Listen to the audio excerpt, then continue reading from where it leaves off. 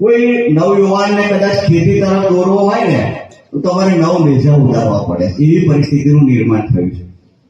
હાલમાં જે પરિસ્થિતિઓ ચાલી રહી છે, હમણાં પ્રવેશીએ પણ કીધું કે ધીમે ધીમે ખેતી ન થવાને કારણે અમુક લોકો વ્યસન તરફ પણ વળ્યા છે. તો વ્યસન તરફ પણ ના વળે એના માટે પણ વ્યસન મુક્તિનું પણ અભિયાન શરૂ કરવાની જરૂરિયાતો ઊભી થઈ છે.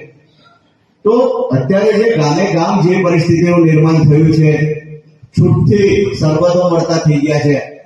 એટલે એ છૂટથી સરબતો મળે છે, હવે તો ઇંગ્લિશ સરબતો પણ મળતા થઈ ગયા છે. કે એના માટે ગામના જાગૃત નાગરિકો દ્વારા એ સરબતો ગામમાં બંધ થાય એના પ્રયત્નો કરવા જોઈએ. અને જો સાચી દ્રઢ નિશ્ચય શક્તિ કોઈ રાખે, કોઈ ચૂંટાયેલ પ્રતિનિધિ હોય અથવા તો જે શાસન કરતા હોય દેશમાં, રાજ્યમાં, એ શાસન કરતા દ્રઢ નિશ્ચય રાખે કે ભાઈ નહીં, આ વસ્તુ ના થવી જોઈએ, ઉમદા હેતુ ને દ્રઢ નિશ્ચય નાખે તો એ સરબત પણ બંધ કરતા કોઈ રોકી શકતું નથી. ચોક્કસપણે એ સરબતો પણ બંધ થઈ.